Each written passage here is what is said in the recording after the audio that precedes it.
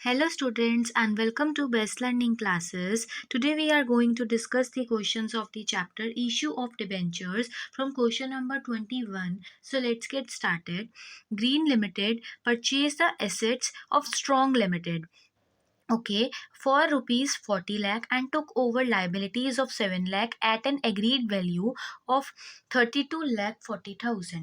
तो स्टूडेंट्स देखिए हुआ क्या है कि ग्रीन लिमिटेड ने स्ट्रॉन्ग लिमिटेड से एसेट्स लिए हैं। तो एसेट्स लिए हैं 40 लाख के साथ ही साथ में कुछ लाइबिलिटीज़ भी ली हैं उन्होंने 7 लाख की। और परचेज कंसिडरेशन की आपको वैल्यू क्या बता रखी है 32 lakh and 40,000। Okay, payment was made by issuing 10% debentures of 100 each at a discount of 10%। मतलब अब अगर हमने उनसे कुछ लिया है तो हमें उन्हें पैसे देने पड़ेंगे। तो पैसे देने के बजाय हम उन्हें डिबेंचर्स इशू करके दे रहे हैं। तो डिबेंचर्स हम डिस्काउंट पे इशू कर रहे हैं 10% के। तो स्टूडेंट्स 100 रुपीज़ का 10% क्या होगा 10। तो 10 रुपीज़ के डिस्काउंट पे हम उनको डिबेंचर्स इशू करके दे रहे हैं। चलिए स्टार्ट करते हैं। सबसे पहले क्या हुआ एसेट्स लिए हैं। एसेट्स हैं तो अगर वो बढ़ेंगे एक ऑर्गेनाइजेशन में, अगर एक एसेट्स बढ़ते हैं तो वो क्या हो जाते हैं, वो डेबिट हो जाता है। तो यहाँ पे भी हम डेबिट ही करेंगे। तो एसेट्स अकाउंट डेबिट, ठीक है। अच्छा, अब साथ साथ उसने क्या लिया है स्टूडेंट, उसने लिए हैं लाइबिलिटीज़ भी ली हैं, ठीक है। और परचेज कंसिडरेशन है तो जिससे लिया उस ऑर्गेनाइजेशन का नाम आ जाएगा, डेट इज स्ट्रॉन्ग लिमिटेड। और अब देखिए सबसे पहले अमाउंट लिखते हैं। एसेट्स कितने के थे 40 लाख के, ठीक है। लाइबिलिटीज उसने कितने की ली है 7 लाख की। और बाकी उसने कितना लिया है 32 लाख एंड 40,000 की परचेज कंसिडरेशन है। ओके, अब हुआ क्या स्टूडेंट्स कि मैंने देखा कि ना मेरे डेबिट और क्रेडिट साइड का टोटल ही नहीं मैच कर रहा। अब डेबिट और क्रेडिट साइड का टोटल नहीं मैच कर रहा, इट मीन्स कुछ ना कुछ तो रॉन्ग हुआ है। तो स्टूडेंट्स इसको रॉन्ग होना नहीं कहते हैं। मैंने आपको लास्ट वीडियो में भी बताया था कि जब हमारी डेबिट साइड का टोटल शॉर्ट रह जाता है, कम रह जाता है, तो हम उस साइड गुडविल अकाउंट लिख देते हैं। पर अगर क्रेडिट साइड का टोटल कम रह जाता है तो वहाँ पे हम कैपिटल रिजर्व लिख देते हैं। तो इस बार क्रेडिट साइड का टोटल कम रह गया है तो इस साइड हम लिखेंगे कैपिटल रिजर्व। और डेबिट साइड पे हम लिखेंगे गुडविल और क्रेडिट साइड पे लिखेंगे कैपिटल रिजर्व। तो एक तरीके से बैलेंसिंग फिगर होती है, ठीक है ना। तो ये आ गया 60,000 का। अगर अब हम देखेंगे तो अब हमारा डेबिट और क्रेडिट साइड का जो टोटल है वो मैच कर जाएगा। अब आप नरेशन में लिख सकते हैं being business purchased from strong limited.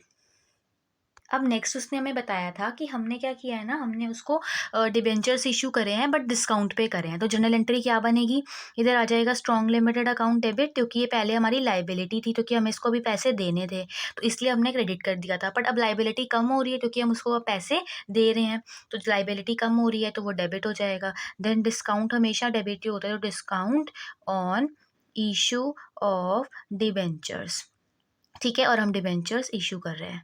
But students हर चीज़ की इन्फॉर्मेशन है हमारे पास, पर हमें ये नहीं पता ना हम कितने डिबेंचर इशू कर रहे हैं, फिर हमें अपना फॉर्मूला लगाना है।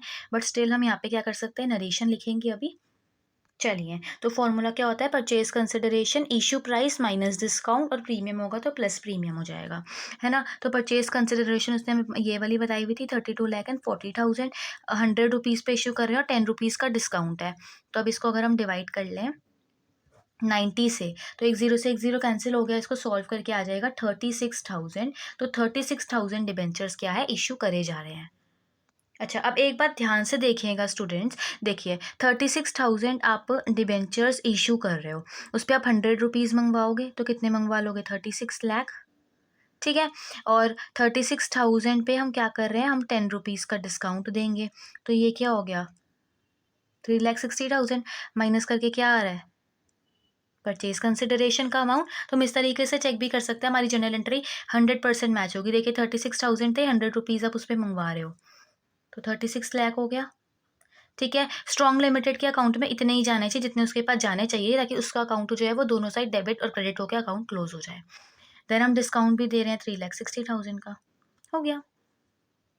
अब देखते हैं question number 22।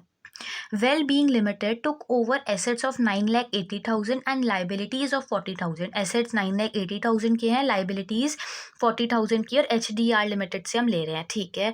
At an agreed value of 9 lakh, 9 lakh क्या हो गया परचेज कंसिडरेशन।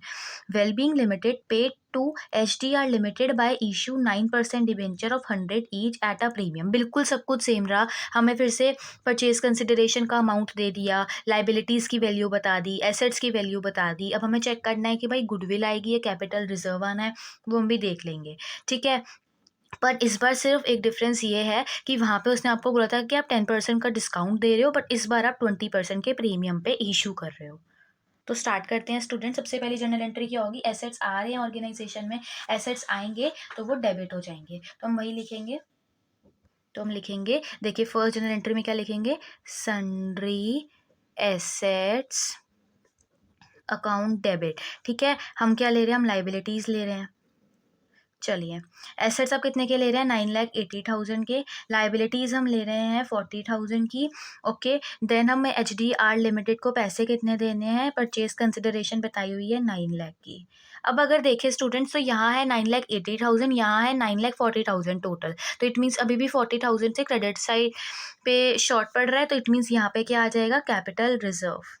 कैपिटल रिजर्व जो कि आ रहा है 40,000 का। अब हम नरेशन में लिख सकते हैं, बीइंग बिजनेस परचेस्ड, ठीक है, फ्रॉम HDR लिमिटेड। अगर आप लिखना चाहें तो लिख सकते हैं। अच्छा, अब सेकंड जर्नल एंट्री क्या होगी, HDR लिमिटेड का अकाउंट डेबिट हो जाएगा, तो कि लाइबिलिटी कम हो रही है। देन हम उसको 9% डिवेंचर्स इशू करके दे रहे हैं, और साथ ही साथ में क्या है स्टूडेंट, सिक्योरिटी प्रीमियम रिजर्व है। सिक्योरिटी प्रीमियम रिजर्व हमेशा क्रेडिट होगा और डिस्काउंट डेबिट हो जाता है।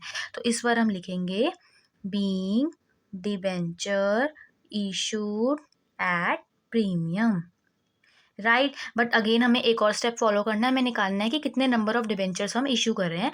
तो फॉर्मूला क्या होता है, परचेज कंसिडरेशन अपॉन में issue price plus premium, right. तो परचेज कंसिडरेशन उसने आपको कितनी बताई है, 9 लाख की, है ना।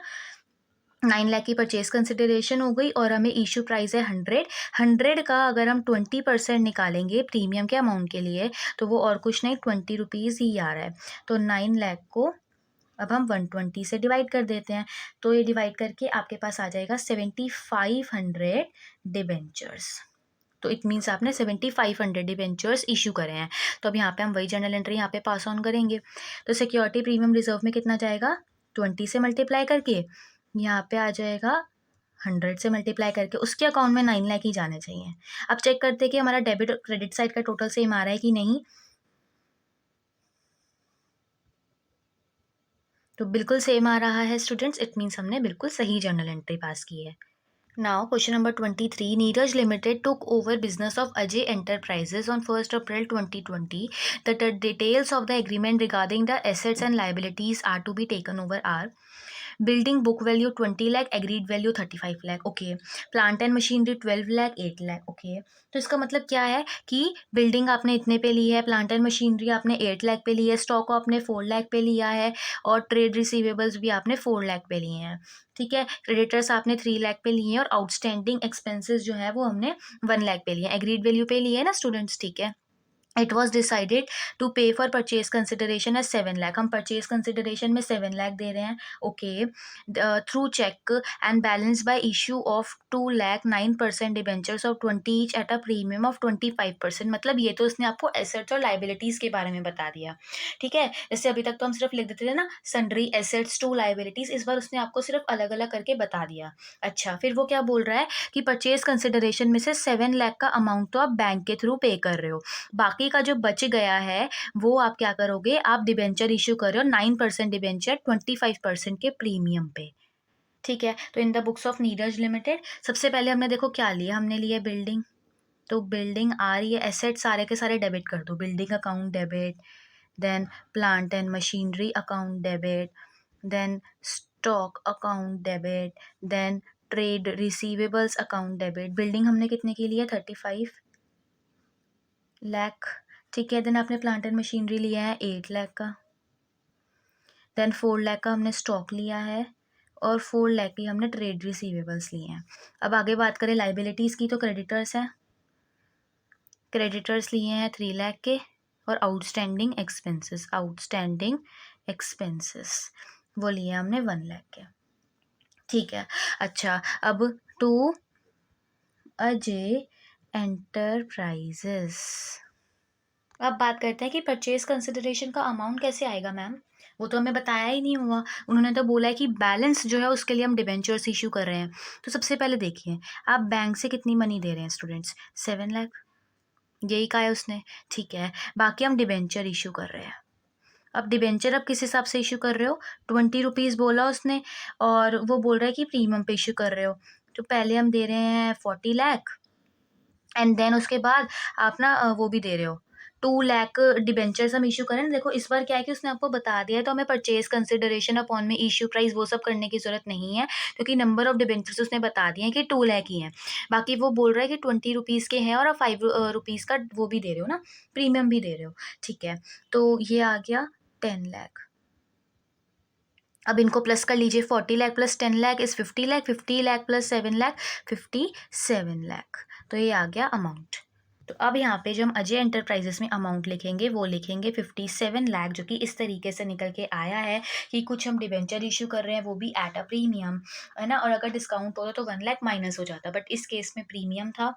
एक और चीज़ स्टूडेंट्स, अगर आपको इस भी बात में डाउट हो रहा है कि मैम ये प्रीमियम का 5 रुपीज़ का अमाउंट किस तरीके से आया, तो जैसे देखिए 100 पे हम 20% निकालते थे ना लास्ट क्वेश्चंस में, पर इस बार क्या है, 100 रुपीज़ पे नहीं इशू कर रहा, वो 20 रुपीज़ पे इशू कर रहा है। तो 20 रुपीज़ पे वो क्या कह रहा है, 25% का हम प्रीमियम दे रहे हैं। तो 25 4 ज़ा 100, एंड अगर हम इसकी कटिंग करें तो 5 रुपीज़ का ही अमाउंट निकल के आ रहा है। इट मीन्स प्रीमियम कितने का हो गया, 5 का हो गया। तो अगर इस चीज़ में भी दिक्कत आ रही है तो मैंने वो भी आपको क्लियर कर दिया। ठीक है, अगर अब हम देखें स्टूडेंट, तो फिर से अब इस केस में क्या हो रहा है, इस बार डेबिट साइड छोटी पड़ रही है, क्रेडिट साइड बड़ी है। तो इट मीन्स इस बार क्या है, गुडविल भी हमने खरीदी है। तो गुडविल अकाउंट डेबिट, ठीक है, ये एक तरीके से क्या हो गई, बैलेंसिंग फिगर हो गई। तो 10 लाख की आपके पास गुडविल का अमाउंट आ रहा है। ठीक है ना। तो हम नरेशन में लिख देंगे बीइंग बिजनेस परचेज्ड। अब बढ़ते हैं सेकंड एंट्री की तरफ। ठीक है, जिसमें हम अब बताएंगे, अभी तो हमने ये बता दिया हमने क्या क्या लिया है।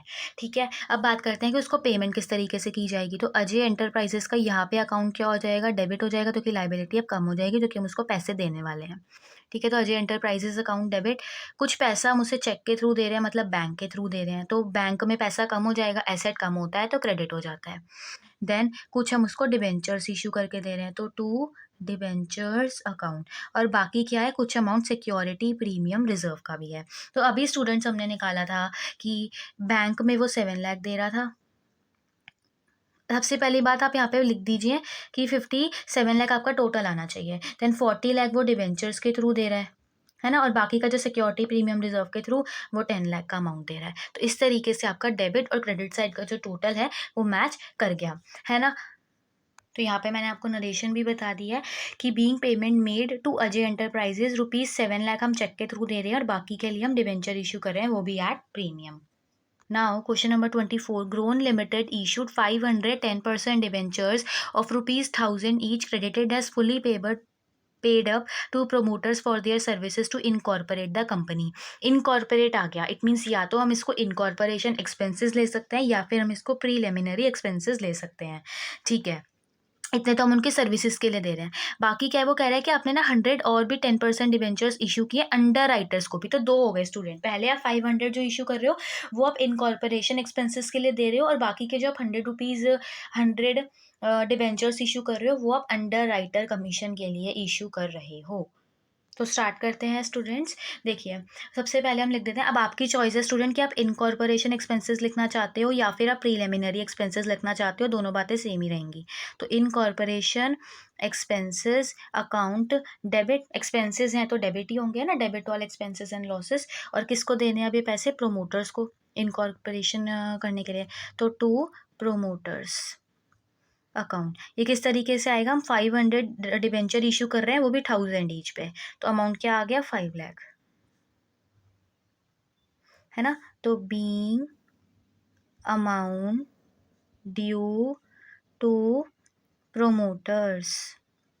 अब सेकंड जर्नल एंट्री, अब हम क्या कर रहे हैं, अब हम इसमें पहले हमने एक्सपेंसेस को डेबिट कर दिया, अब हम क्या करते हैं, देखो स्टूडेंट्स, अब हम उनको डिबेंचर इशू कर देंगे तो अब लाइबिलिटी कम हो जाएगी, है ना। पहले हमने लाइबिलिटी क्रिएट कर दी कि हमें उसको इतने पैसे देने हैं, अब हम उसको पे कर रहे हैं तो लाइबिलिटी कम हो रही है तो हम डेबिट कर रहे हैं। तो प्रोमोटर्स अकाउंट डेबिट, उसको हम 10% डिबेंचर इशू कर रहे हैं, अमाउंट तो सेम ही रहेगा। अब क्या हुआ कि वो डेबिट और क्रेडिट दोनों हो गया, तो अब खत्म हो गया उसका अकाउंट, ठीक है ना। तो अब आप लिख दोगे कि be 10% debentures issued to promoters. चलो भाई, प्रोमोटर्स को तो दे दिए। अब बढ़ते हैं अंडर राइटर कमीशन की तरफ। ठीक है, अब अंडर राइटिंग कमीशन को देने हैं तो हम वही सेम करेंगे, पहले ड्यू कर देते हैं। तो अंडर राइटिंग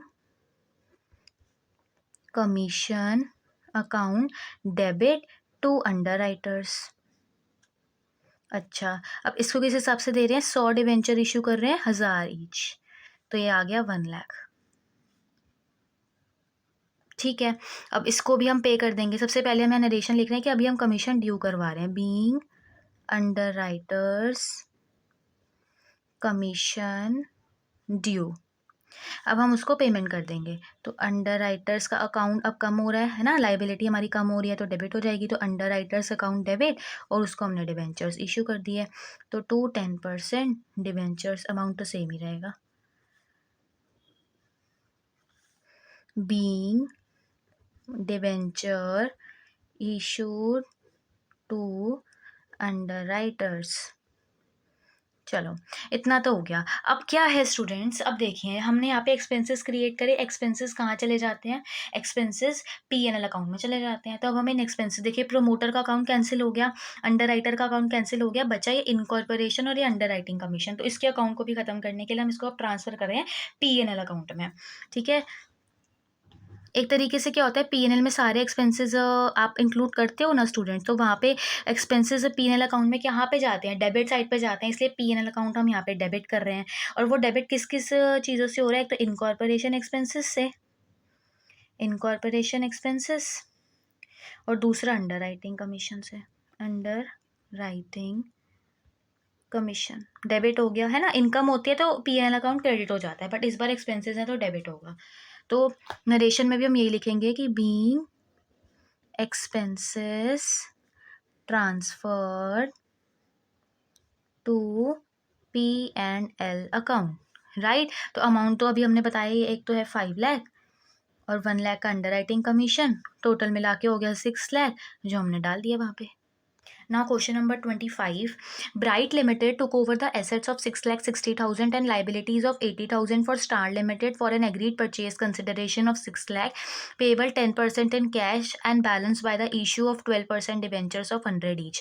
Assets लिए 6,60,000 के, liabilities ले लिए हैं 80,000 की।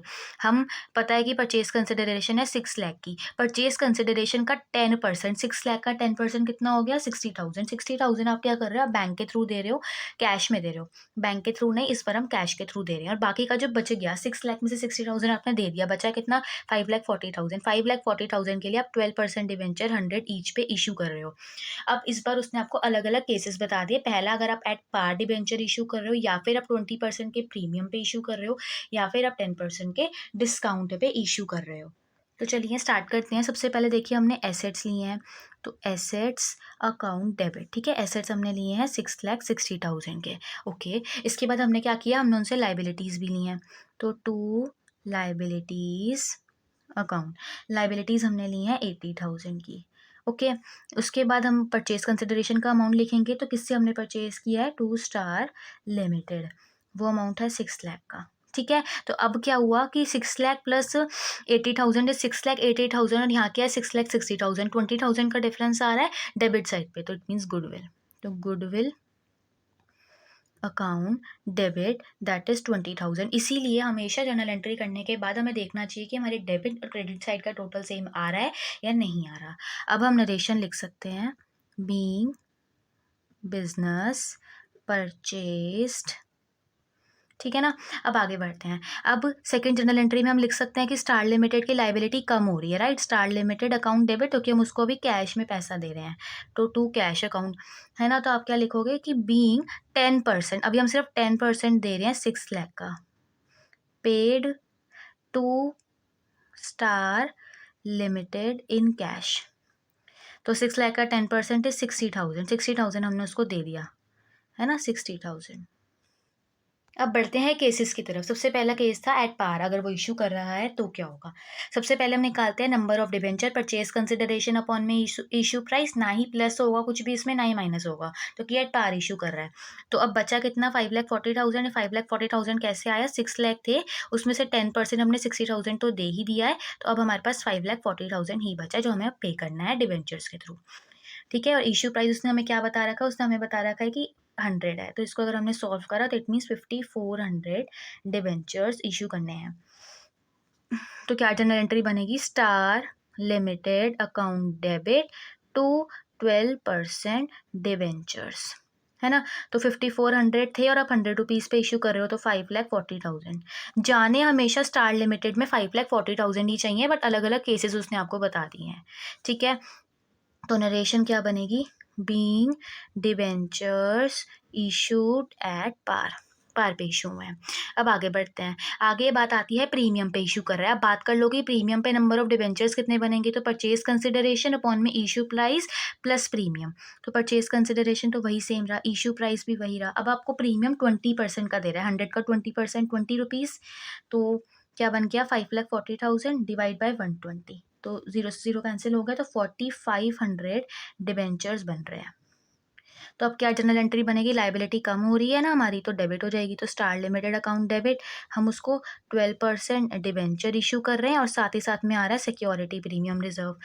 तो अब आप लिखेंगे being debenture issued at premium, premium पे इशू कर रहे हैं। किस तरीके से स्टूडेंट, 4,500 पे 100 रुपीज़ के डिबेंचर और प्रीमियम भी दे रहे हो ना 20 रुपीज़ का, और उसके अकाउंट में तो 5,40,000 ही जाने चाहिए। ठीक है ना, तो यहाँ क्या आ गया, 4,50,000, और यहाँ क्या आ गया 90,000, प्लस करके क्या आ रहा है 5,40,000, है ना। अब आगे बढ़ते हैं, last case at a discount. अब अगर डिस्काउंट पे इशू कर रहे हो अगर आप, तो क्या होगा, है ना। तो परचेज कंसिडरेशन अपॉन में इशू प्राइस माइनस डिस्काउंट हो जाएगा। तो अब परचेज कंसिडरेशन तो सेम रही 5,40,000 की, 100 रुपीज़ का इशू प्राइस रहा, 10% के डिस्काउंट पे दे रही हो, 100 का 10%, 10 रुपीज़। तो डिस्काउंट कितना हो गया, 10 रुपीज़ का, तो 90 बन गया। अगर इसे सॉल्व करें तो 60,000 का अमाउंट आ रहा है, 6,000 आ रहा है ना स्टूडेंट, तो 6,000 डिवेंचर जो है वो आपने इशू कर दिए हैं।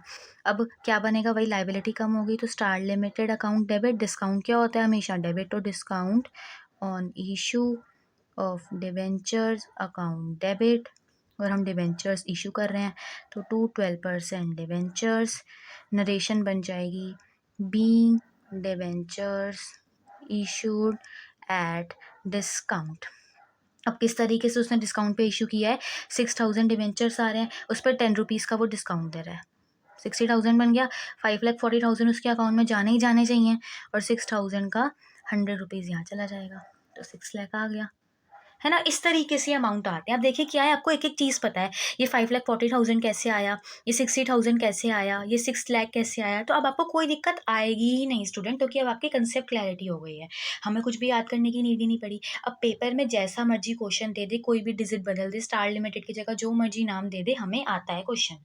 तो आई होप आपको ये क्वेश्चन समझ में आए हो स्टूडेंट्स, और अगर आपको ये वीडियो यूज़फुल लगी हो तो वीडियो को लाइक करना, शेयर करना, चैनल को सब्सक्राइब करना, और अगर आपको कोई भी डाउट होता है तो आप मेरे से कमेंट सेक्शन में पूछ सकते हैं। Thank you.